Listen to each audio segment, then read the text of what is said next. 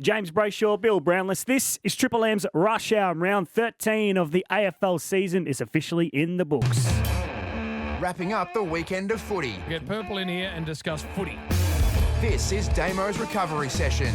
Now, Purple, we are just going to do the positives and negatives because that's how we normally go about this segment as we welcome you. But old Fats wandered in and said, no, I think there's news. Well, I've got a good ear and good eye for this, Jim, and this craft. But anyway. And it's a Mackay day, to be honest. Mackay. Yes. Doesn't matter where you're from, Jim. You say Well, no, they Stovey are pole different. and we say power pole. They But are anyway. different. It's Harry Mackay and David Mackay. Well, let's start with David Mackay, who's been sent directly to jail, to the tribunal. Jail. And what are we thinking here, Damo? What's happening here? Because it was a good clash, both players going hard at the footy, both players got low, as we've all been taught growing up as a kid. Yeah. One gets a broken jaw. Bill, I hear what you're saying there, but I also take the view that he knew exactly what was happening too, even at that point in contact with Hunter Clark. And in saying How that, do you mean he knew? I think he knew what the potential impact was going to be, but that to me doesn't mean that he should be guaranteed to get the 3+ weeks that the match review office has now deemed it to be. But I think that's part of the confusion too, Bill. Just getting back to it, and sometimes you just go through the chronology of it. The match review office, Jim, as we know, refused to grade it when they sent it to the tribunal. And to me, that has added to this confusion. Agreed. They weren't prepared to put their own ruling on it publicly before sending it to the tribunal. I thought it was a really poor look because the match review office, Bill, is the lawmaking body within the AFL structure. So what did he say? What did Chriso say? Chriso himself may not have wanted it to go there. And I'm keen to see what he said. But I don't have an issue with Stephen Hocking, if it is indeed Stephen Hocking who's pushed it through to the tribunal this way, because he, as head of the footy operations in the AFL, I think should have a say in what he deems to be acceptable and not acceptable. So that part of the process I don't have a major issue with. But I did have a significant problem with there being no grading initially, and also to not have the responsibility to put your name and your organisation and your body to the events pertaining to Mackay hitting Clark. So that was the issue I thought, Bill. Look, they've fixed it up. They've finally, 24 hours late, now put a grading on it, said it's worth 3 matches plus, and it's up to the tribunal to adjudicate. But, Jim, I think you know my views on that being the case too. You've got part-time body that is the tribunal, and then you've got high-powered either ex or still current legal people who then take it down a legal path as opposed to what the football path should be doing, that being the match review office. Okay, so I agree with all that you've said. Are we in a position now where even if it's accidental contact, if someone gets knocked out, the other person is automatically suspended, regardless of the incident? Yes. Is that where we're at? I think we're at that, yes. No, well, you say that, Bill, but 24 hours earlier, Jager O'Meara accidentally contacted Will Hayward of the Swans, concussed, taken out of the game, missed the next week, but there's no action taken against Jager O'Meara. Every time I think we get to a point where this is a landmark case, there's either an ignoring of another incident subsequently or a difference of opinion on a similar Okay, so incident. This is where I feel for the players, because in the future, as we all know, we live in this social media world, which none of us like, but it's just reality. If a player, Bill, jumps out of the way... Yes. He's got to live with that now for the rest of his career. He's a fraidy cat. He sleeps with the lights on. Yeah. So then you go, okay, well, I've actually got to. It's my turn to go. I've got to go. So, well, you accidentally rub a bloke out. Concuss someone in the act of going, and you get suspended. I mean, how do you win? No, it's a very interesting time because we're transiting. What are we doing? Transitioning from. I thought we were transcending at one stage. Transitioning, whatever it is. No, transitioning. Right now. So it's a difficult time for everyone because in 10 years' time we'll look back and say that was well done by the AFL and well done to everyone concerned. But right now, players, coaches got no idea, or spectators got no idea really. Yeah. So the way I look at it, this is my worry about that, Purple, right? If you then go back with the flight, so the ball's up in the air and you choose to go back with the flight, the players coming forward... Yeah.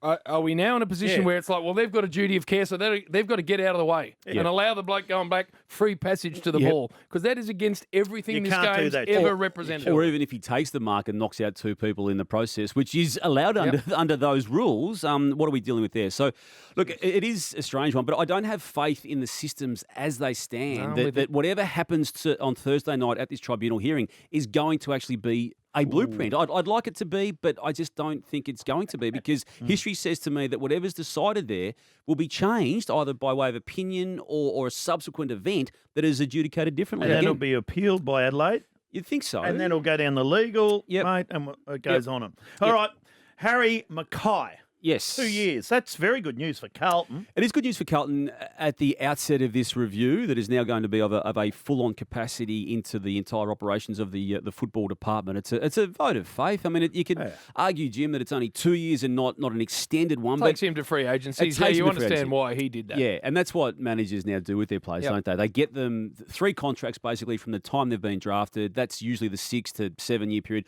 which then gets them into that free agency period. So he's still got the luxury of a massive deal coming his way elsewhere when and if that time comes. I never heard he was leaving, by the way. No. There was lots of talk about it, but the whisper, no one ever said to me he's on the move. No, you're right. The Hail Marys offers went in. Look, we assume North made the inquiry, given the Did his brother brother was sign, excuse me, at North? Ben, I think he has. I think he's just signed too. he has. Yeah, but you're right, Jim. The people I speak to in that recruiting space never ever sort of factored in the possibility of that movement, which would have then set a domino off in some direction to get the forwards into the conversations. But you're right. He was pretty clear he wanted to wait till this period. It may have been brought forward by 2 or 3 weeks, but well done to him. Well done to his management. Well done to the Blues for getting him to sign. And well done to Nathan Buckley and Collingwood. What a great win that was. What's happened there? I reckon he might have got on it. I reckon he might have had a few after the big win. You would hope so. Well, we'd hope so. He got to Crown City there at Sydney and just went wild. I'd love to hear some stories. You got anything, Damien?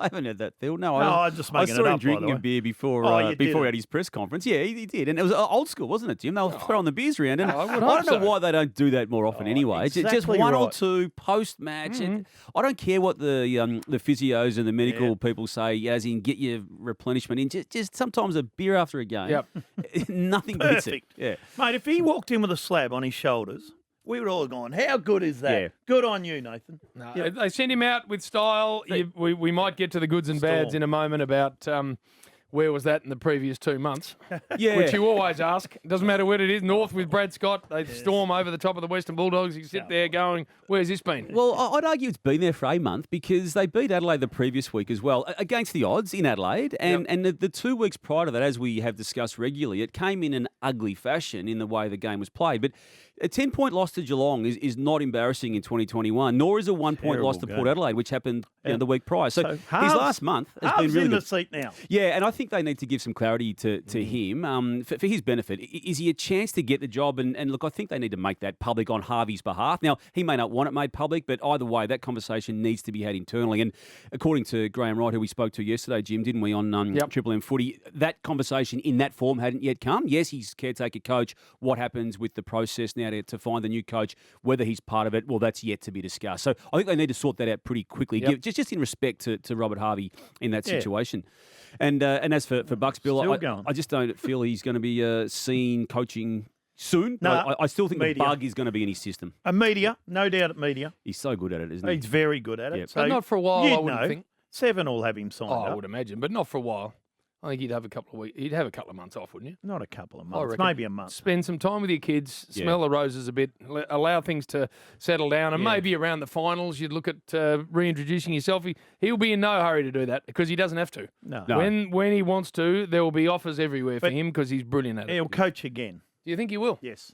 Down the track. Okay. Yeah, I wouldn't be surprised if he does, Bill. And he's shown enough in the 9.5 seasons, to me anyway, that he's worthy of a serious Completely conversation. changed, didn't he? Yep, See, From that when he interests me. started. Yep. And he had that nickname, he did. Fig Jam.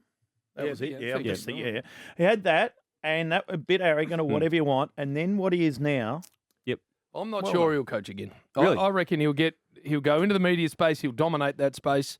He'll realise how much easier and better life is true. turning up and talking about footy Yeah. rather than spending every little sleeping, waking minute on it. I reckon he might just get to about 3 years from now and go, why would I ever submit myself to that again? He's a competitive animal, That's Jim, right. and you know that. I mean, you True. put North Melbourne's future in his hands there for a 2-week period when I you know offered that. him What the job. happened there, Jim? Did he nearly take it? Don't know. Oh, come on. No, well, we offered him the job, but I wouldn't know. You have to ask Ned or him. I hope he considered it very seriously. Which he would have. Yeah, but I think in the end he just wanted to coach Collingwood. That was his, he wanted to stay there. But well, you brought forward effectively the Kirribilli agreement there. That offer well, we you didn't gave do Nathan it for Buckley. that reason. That was the spin-off effect of it. But 6 months later, that was in place. We spoke about this on the weekend, Damo. I love him, but I reckon it's becoming such a blood sport now, that job. I wouldn't surprise me at all if he spent a year or two out and then just looked at it and said, why would I want to go back into that again? I've now got my life back. I've got some balance. I've got my kids. I've got, what I want to do outside of the season. That's the other thing. Yeah. You can have 4 months of doing nothing rather than 2 weeks of doing nothing. And Duck made the point, I think, in that same conversation, didn't he? You're the only one that has 4 months. I beg your pardon? I beg your pardon? You actually have 5. I actually do the cricket, which is something you don't do. You leave the rush hour and do nothing. You didn't do the cricket last year. We didn't have the cricket, Jim. Channel 7 did. We need to get to the break because the goods and bads are all in the same segment. It's the Rush Hour, Triple M. JB and Bill, this is Triple M's Rush Hour. Damien Barrett is in the studio to chat round 13 of Queen's birthday football as well. Oh, yeah, no doubt about that. Well done to Collingwood, by the way. Melbourne flat. Yep. That was a disappointing day for them. Yeah, they were. We may as well start with the negatives then, Jim. In that way, they were flat. Their second loss of the season. They the previous match were able to regroup at halftime, weren't they? When they were down against Brisbane Lions, we expected that to happen on Monday against Collingwood. It didn't. They looked actually ordinary, didn't they? They looked a bit like Melbourne at times in 2020, and that's a worry. Maybe, too, the way Collingwood picked its way through getting the ball inside its own 50, and Elliott was so crucial again, wasn't he? So too was Mychek, and others played a role, Murphy included. But they did work a way to keep the ball away from Lever and May, didn't they? Well, here's my take on it, Damo. I reckon Simon Goodwin's now got the bye. He can give him a nice, hefty kick in the arse. He can point out to a few of them that the first give is what we're about. Because I just noticed a bit of selfishness sneaking into a bit of what they're doing. They've been very unselfish. So just get it and give it to the person in best position to be able to do what we want to do. So I reckon it'd be a nice little one for him to tuck away and just go, right, get in here, you blokes. Not the worst thing after all. Firstly, when you go to the toilet, there might be a bit of a whiff because I reckon there might have been a little bit of it's not smelling when we're in there. And secondly, let's just do always what the... Didn't know where you were going with that, Jim. You look back at the premiership sides of recent times. The Richmond have won 3 of them. Very selfless footy played by them. Yeah. Always. Yep. They always do the best thing for the team on all occasions, I reckon. Are you saying that they weren't doing that yesterday? No, I'm 100% saying that. Yeah, I think they slid Name back. him, Jim. Who? They slid back into some habits that they need to stamp out quickly. Okay. So I reckon Goody, that is a ripper for him because he can get him in and go, right, enough of that. And have a look at that forward line too. They had the big 3 forwards, but they're not kicking many goals at all. Well, Wiedeman's not even kicking. No, that's He's right. not even getting you the ball. Wiedemann, McDonald, I know, played up the ground a bit. I didn't see a lot of it. Yeah. And Jackson's a beauty. He's as good a young kid as there is in the comp. That high, Jim. Oh, mate, he's a ripper. I love him. Yeah, I like what he does. We'll move on. Staying with the negatives, Bill, before we get to the positives. Richmond at 7-6, and the 6 losses, as we now know, have all come against the top teams inside the top 8. They've got Tom Lynch, obviously, to come back, and Nankervis as well, but they were exposed, weren't they? Mabior Chol, who we wrapped up, and we're looking forward to the matchup with Nick Nat. Just did not work against that calibre of opponent. But a lot of blokes get their pants pulled down by Nick Nat. They do.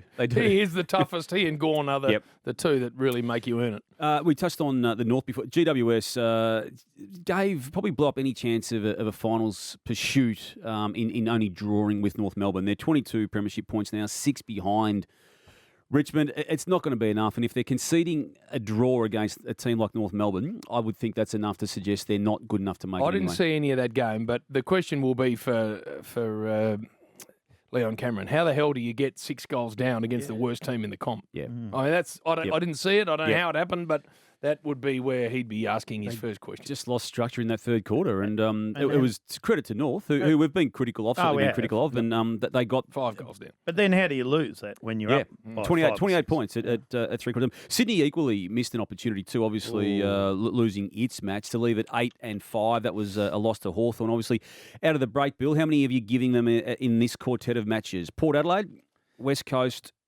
Western Bulldogs, and then GWS. 1. One, okay, yeah. So, look, history will say they might scrounge two, but they're not going to get all four, are they? And that loss will become problematic. Yeah. It will. On to the positives. The big winner to me was West Coast, because I had the previous week against Carlton when they they were without six of their best players, then lost Shepherd.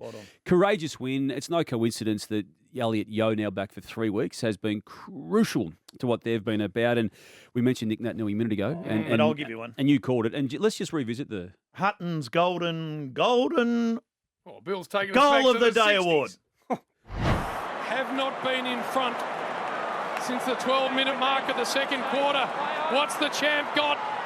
He bends it. He bends it.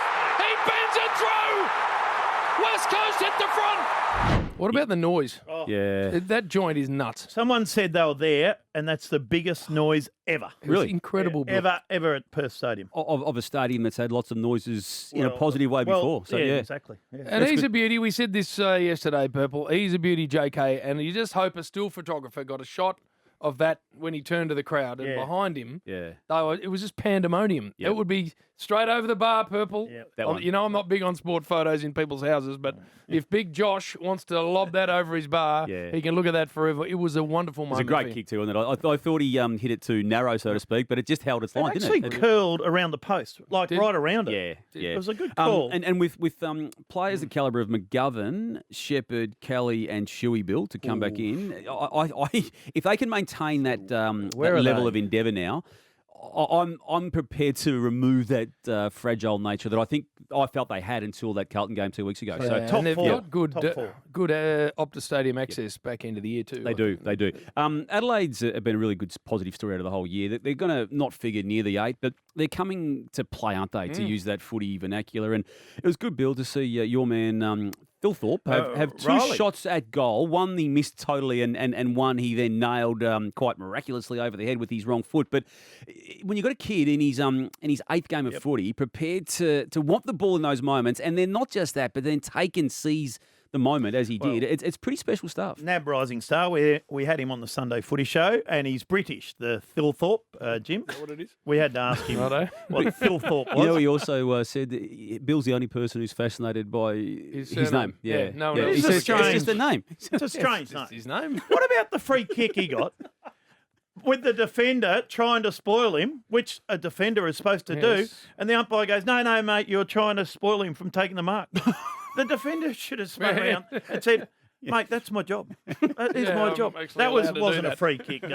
But you're right, he had the shot on goal 2 minutes to go, Yep. kicks a drop punt, which Yep. he said he shouldn't have. He said he should have taken the Yeah, across the body option. yeah. Which was a good concession on the Sunday. Hey. He spoke really well, didn't he? He did, You Riley. can see why they Phil went Thorpe. with him at number 2 last year. I know we're throwing good and bad around. Yeah. St Kilda Purple, was it 3 weeks ago? Yeah. I don't know, 2 or 3 weeks ago, when Brett Ratton, who I love, Yeah. in a presser, just started to get a bit prickly and a bit Yes, smarty pants.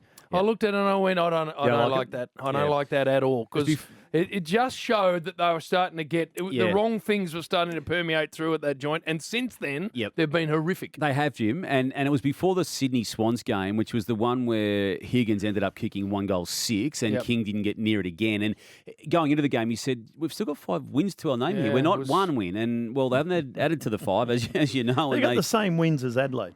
Yeah, well, there you go. And they're coming off a finals win last year, going into this year where deep in their thought processes, they were thinking as big a picture as you can get in 2021. Not happening now. Absolutely. We don't want to touch on GWS as a positive, but I do want to touch on Josh Kelly as a positive. He's putting together arguably his best season of footy. If it's not as good as 2017 when he broke out and came into All-Australian and was wanted. And North, Jim, are starting to very confidently just talk amongst themselves that they... get him back again? Yeah, well, they were That's very right. confident, as you know, 3-4 years ago when they thought they had him and they didn't landed get him. I think he was in the boat. They landed him in the boat and he jumped out. He jumped out. Yeah, he jumped out. Didn't gaff him. Yeah, it didn't gaff that him. actually means. What's that So mean? then he jumped out of the boat. Well, I I had him Had in him in the boat. the reeled him bucket. in, he jumped in. Yeah, in the bucket. Didn't gaff him. They did gaff him, Whatever Jim. that means. And then So he he's jumped in out. the bucket. Yeah. They've got the hook out of the mouth and put him in the bucket, and then he jumped no, out. it's too big for a bucket. Right, he was okay. on there, just the Just the the deck. floor, It's a the big deck. fish. He was Okay. on there, bouncing around, and then he slipped out again. So you're going to get him. Where is he now? Is he on the hook? He's he down there. chasing the Just, lure? he can Is see he- the nice worm, the North Melbourne worm there, and he just Whatever. Speaking of which, did you read the story? We're changing tack here. Did you read the story about the scuba diver got eaten by a whale and then spat out again? No, he did. You didn't. read that? Yeah. I'm You not, are I'm not kidding totally me. believing it, Jim. Actually got Oh, really? spurred out. I'm not believing one bit of it. He actually went He in reckons the he was whale's inside body. the whale's And got guts spat out and then through the got top. spat out again. Oh, no. Come on, Bill. Give us a spell. It's got a few holes, that story, Oh, Jim. lots of holes. How big's a spurter? The hole? No, it didn't come out of the Squirter. hole. Oh! It went into his guts. I thought he spurred him out. And then He had a spat really him good out. ride. Didn't out get of him the, out of the hole. they have found Oh. scuba divers. This is not funny or anything, Jim. Michael but- Packard was the guy's name. Yeah, that's it. Come on, Pack. Where was it in the US somewhere? Cape Cod. Cape Cod. So he reckons he went into the He whale. got swallowed and then spat out. Look at Bill. Swallowed or just he closed his mouth, Jim? Yeah, well, I don't know. There's a difference. All of the above, Purple. We Then when don't he know. opened his It's mouth again, he went one back. of those ones where you just don't know. Said he was, Mr. Packard was in the whale's gullet for nearly a minute before being coughed back up. Coughed. I thought he'd come out the hole. I'm That going would've been- to fit a man out of the hole. Now, The spout. they've found dead people in scuba diving gear in paddocks, Jim. Yeah, but that's Paddocks? apocryphal. Because you know what happens?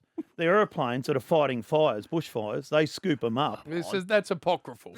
They scoop them up. That's like and an then urban they myth. go to bloody let them go. That's an urban myth. Didn't you know someone, Jim, who had an Urban incident with myth is a what shark? Yeah, my son reckons he got bitten by a shark. Oh, Does he? Yeah, that's what he reckons. I And thought then he he- got this sort of slice on the bottom of his foot. I said, that's called a reef.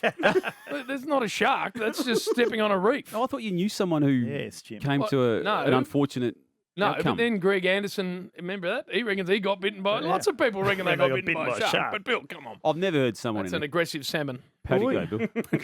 In the paddock, in their scuba diving gear. Anyway, so the buses?